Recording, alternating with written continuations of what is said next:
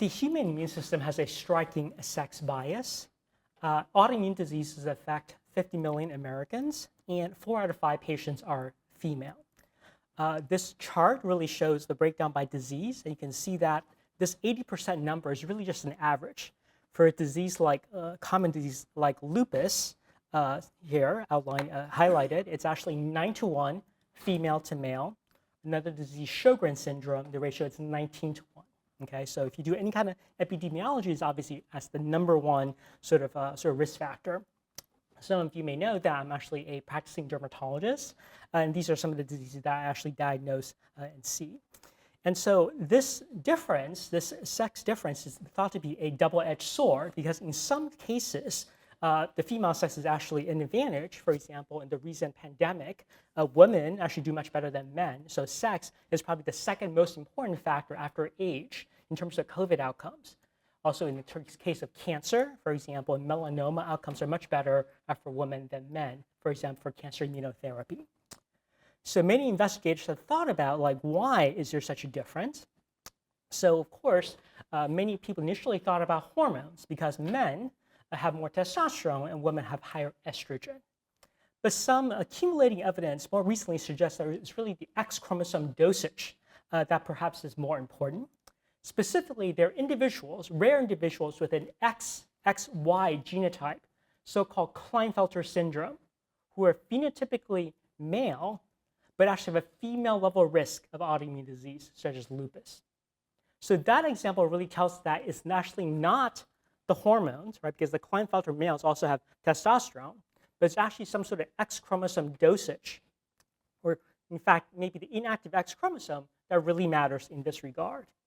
Okay, so we just heard about the fact that there are actually hundreds of genes on the inactive X. So is it all of them together, or is it perhaps one or few that really matters?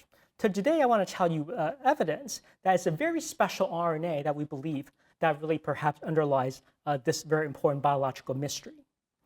And so this special RNA exists, the master regulator of X inactivation. Julie just gave you a beautiful introduction. Everybody works on sex chromosome shows some of the same images. I've color-coded that here. And so, well, you know, the Y is more proud in my image, okay? Yeah.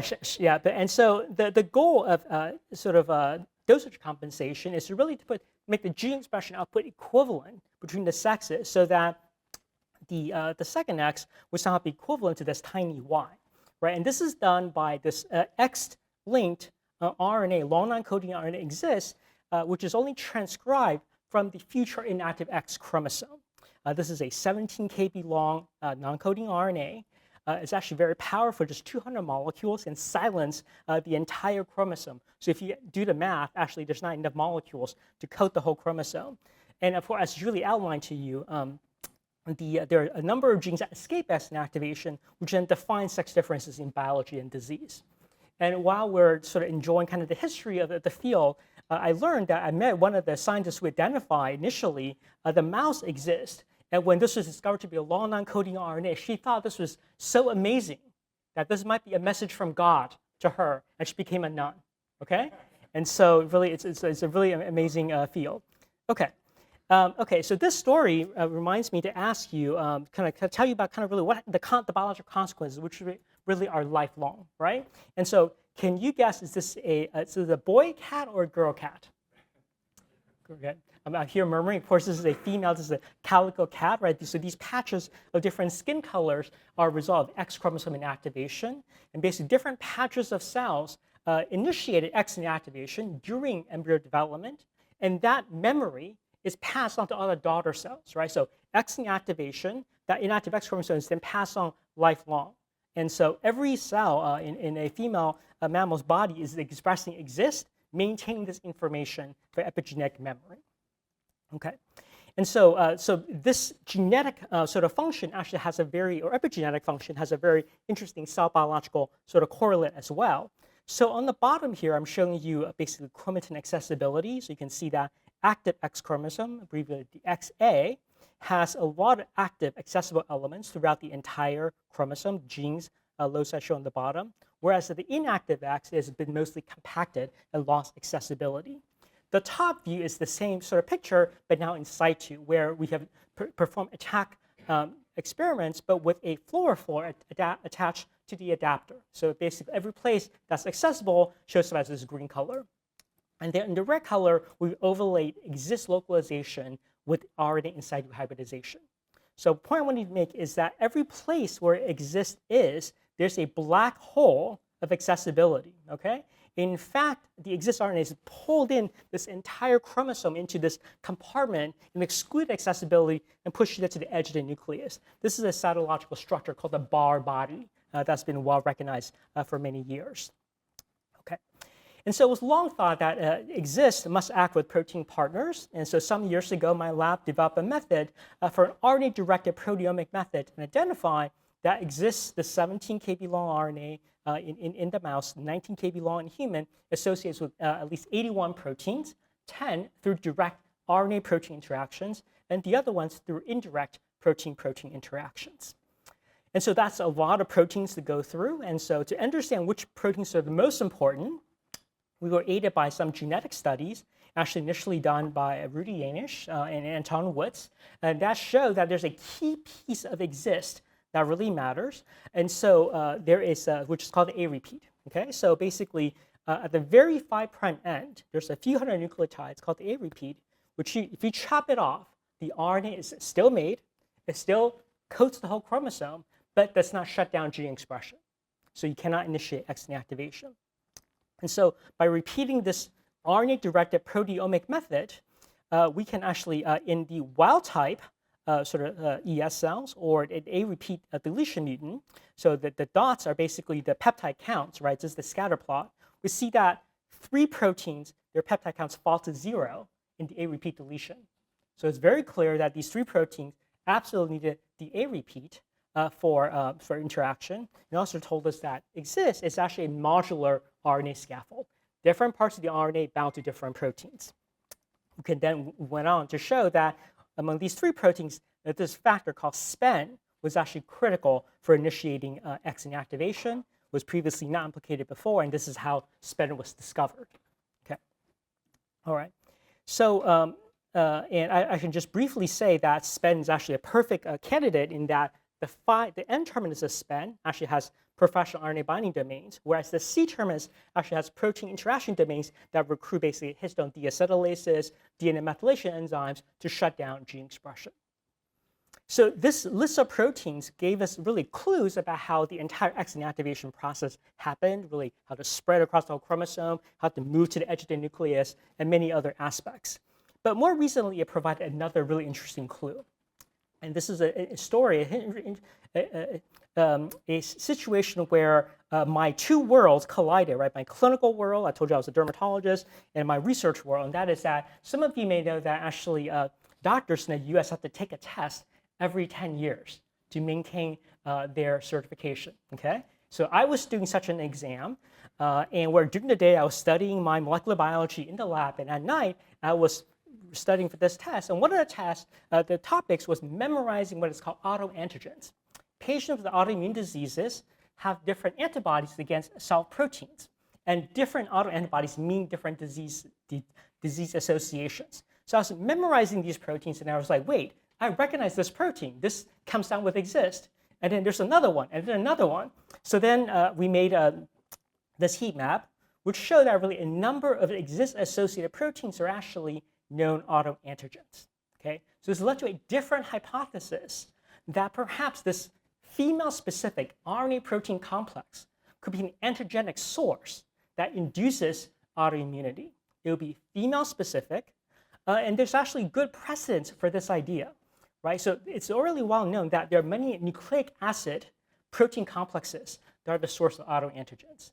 So some of you know that the centromere is one such complex, as is the spliceosome. So many years ago, actually enterprising molecular biologists used autosera from patients to purify actually these complexes. So Joan Stites, many other sort of pioneers. So this is how the history evolved.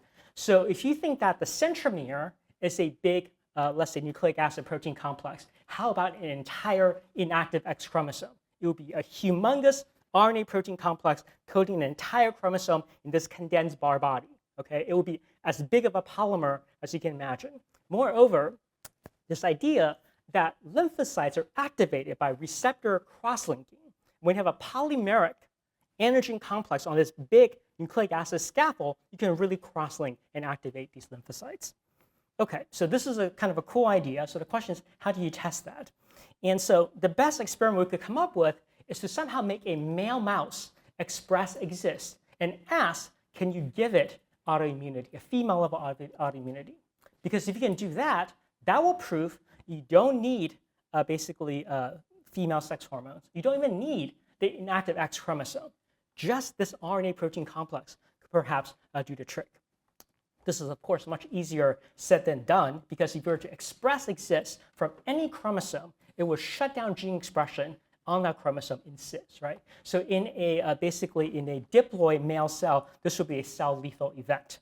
So it took us a while, right? But then we realized that, hey, if we express a version of exist, but chop off the A repeat, as I told you, it will assemble basically, 70 out of the 81 proteins on the inactive X chromosome, but then basically form this complex. We can ask about this autoimmunity theory. And so what we had done was we teamed up with Chang to develop a transgenic one that we can induce exist, but in this case on an autosome. So this is a fake inactive X chromosome. And then Diana Du, a very sort of talented former postdoc, was brave enough to take on this project. So on the right, it's now showing that indeed this mouse worked, that we can turn on exist in male cells to the level seen in female tissues and organs. And in fact, we induce this essentially fake bar body. You can see by the red color, the RNA inside the hybridization, that when we turn it on, these little red dots is basically the exist foci, but now on chromosome 11 rather than the X chromosome. Okay, so now we need a model, a mouse model, of this sort of female biased autoimmune disease. And here we're really fortunate to work with our colleague PJ Utz, who had in fact characterized one such model. This is the pristane-induced model of lupus, which required a specific genetic background. So pristane is an organic chemical. If you inject it into the body, just one shot induces basically tissue damage, inflammation, and in this appropriate genetic background, it induces basically a lupus-like disease affecting multiple organs. And you can see that this affects females much more so than males. Okay, and so in the following slides, there will be many mice, many different genotypes. Just focus on the following few, which are all going to be color-coded. So we're going to have our female wild-type mice that are positive control. They get the disease. We have our male mice that are basically not transgenic. They're going to get treated. That's the control. And we're asking if the male mice express exist, do they get any worse disease? Okay, that's the test. Okay, all right. And so what Diana learned was, in fact, that basically this model worked as expected. So basically, female mice got extensive disease, right, in the glomerulus, in the liver, multi-organ disease, whereas the male mice are largely resistant. But the exist transgenic mice, in fact, developed quite severe disease. And so we can see disease across 6 different organs. We can sum them up in the pathology score. So you can see that 100% of the female mice, severe disease. None of the male mice got severe disease. And if you are exist transgenic male mice, so if you express exist, then the majority of the male mice now also have female level severity of this disease. Okay, and so so that's the phenotypic front. On the cellular front, we went on to perform very detailed single cell analysis of both of RNA and attack of chromatin accessibility, and we discovered that the most prominent change was a class of cells called atypical B cells that are expanded in the presence of the exist transgene. This is a class of cells that got its name because it's activated by a different pathway of B cell activation. So B cells normally activated by immunoreceptor cross-linking and CD40 ligation. These atypical B cells, they depend less on CD40, but a different pathway called toll-like receptor signaling. That's very important because toll-like receptor 7 and 8 are on the X chromosome. And in fact, mouse genetic experiments show that they're actually, if you duplicate those, you can confer basically a more severe lupus and other diseases. And also, these atypical B cells accumulate aged female mice, but not male mice. So this actually was a very beautiful surprise. It all kind of fit together very well. Okay. And finally, I'll show that we learned that this induction of disease is associated with autoantibodies against many of the proteins in the exist RNP complex. I'll describe to you later how we could measure this. But basically, in this data set, every column is a mouse, every row is a protein. But these colors now indicate the titer of the autoantibodies, not expression, titer of the autoantibodies to these proteins. We basically see the same autoantibodies in human lupus as we do in this mouse model. Quantified on the right here, you can see that again, male mice, much less autoantibodies, female mice got the disease, and then basically with the exist transgene, we now have basically indistinguishable level of autoantibodies to exist RNP. Okay, so exist RNA, the scaffold somehow can help these proteins, which are equally expressed in male and female tissues, to become more antigenic.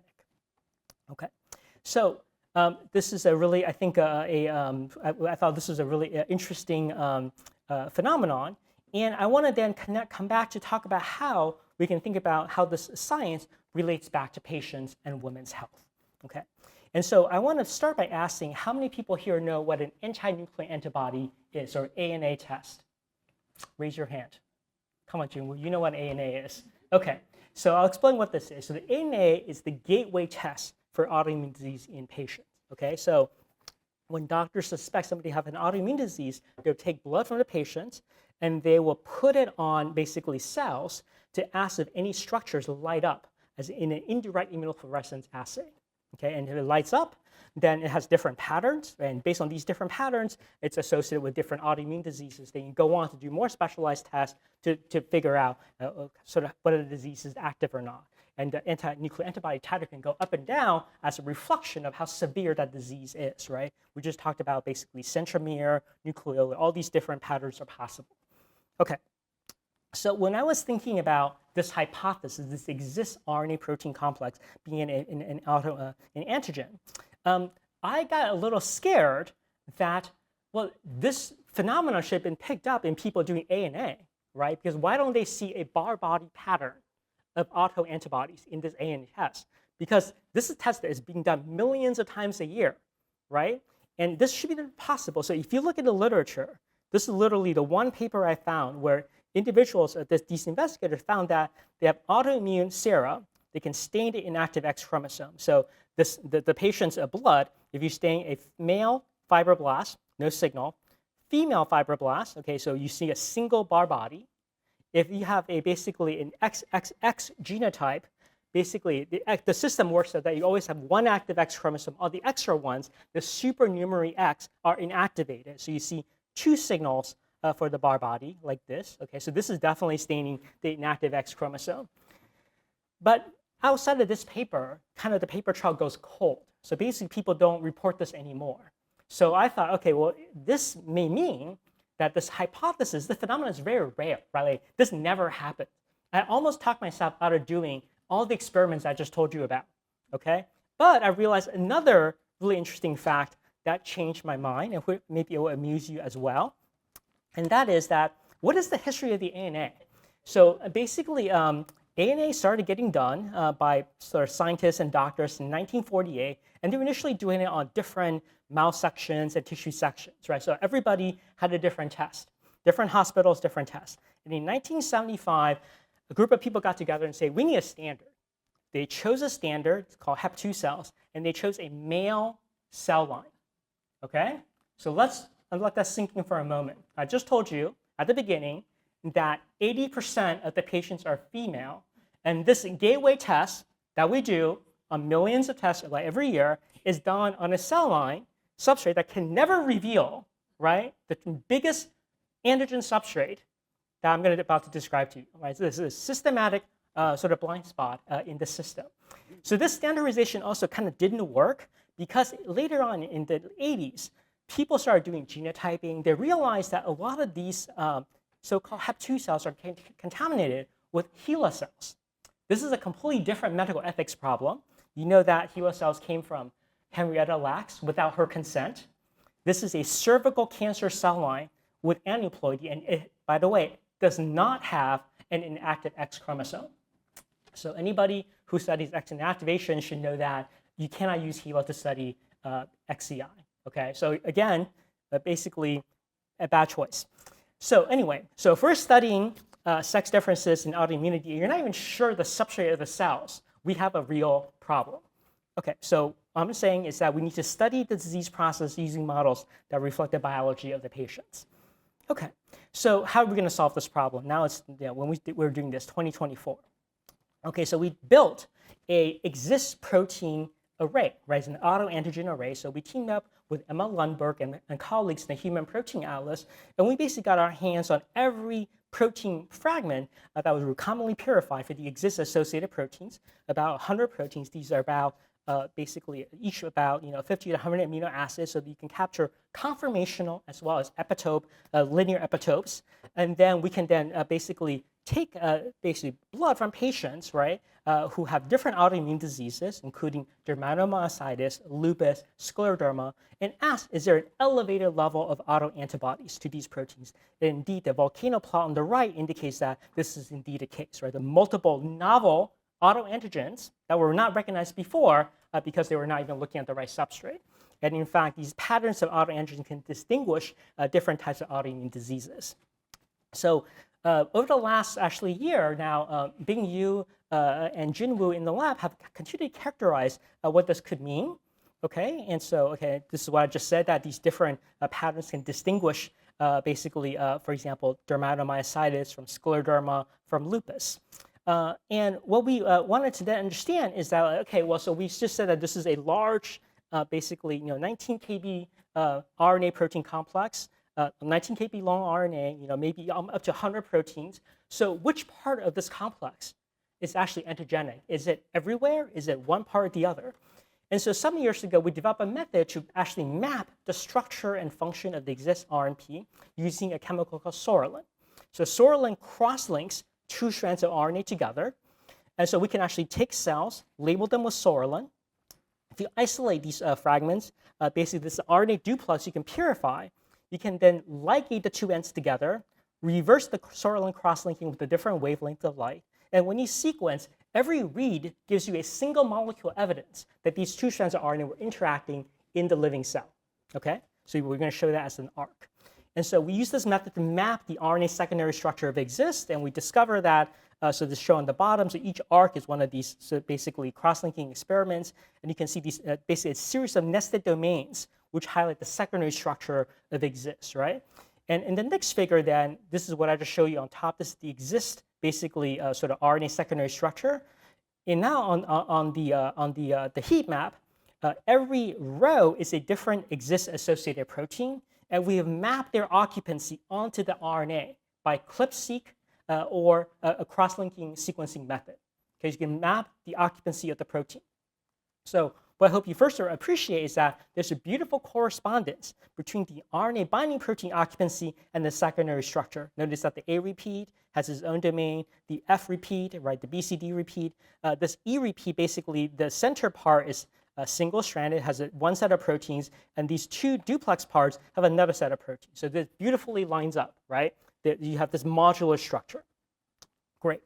So then we can overlay the patient autoantibody data now on top of that, and that's summarized on the right here, and you can ask, okay, which of these regions have more autoantibodies? And we immediately recognize the work of Bing-Yu Yan that at least two repeats, the A repeat and the F repeat, seems to have the most number of autoantibodies, right? They're across multiple patients to these areas.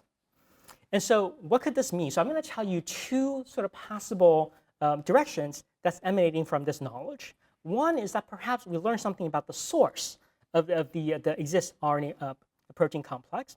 And that is that when we then look into the expression pattern of these exist associated proteins, again, the Human Protein Atlas, we notice that some of these places where we're getting the hotspots have higher expression in neutrophils versus other types of cells in the blood. This is kind of interesting because we actually have this conundrum that exist occurs in the nucleus, in the inside of the cell. And these autoantibody situations, you're imagining that this RNA protein complex must somehow go outside for antibodies to see them. So how does that actually happen? How would this interior sort of molecular entity get exposed?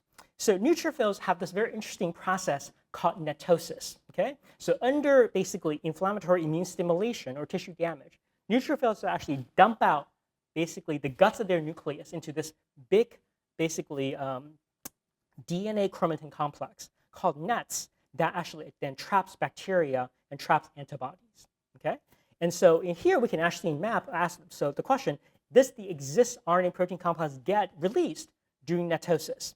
So as Jun will show here, that this is the DAPI stain. So this is the notice the scale, right? So this is cells dumping out kind of their nuclear content. You can see that both the exist associated protein and the exist RNA basically are released now into these basically individual particles, but that is really still in these large complexes that span actually tens of microns. Okay, so they actually they don't fall apart. They actually stay bound in this kind of complex. So we think this is a very likely potential source of the exist RNP that with inflammation, there's netosis, and now you're dumping out and exposing the exist complex. The second interesting observation is that we're noticing new sort of clinical association. And so we see that, for example, for SPEN, the protein that I told you about, there's a range of autoantibodies in diseases like scleroderma. And so some people have very high titers of autoantibody and some have much lower.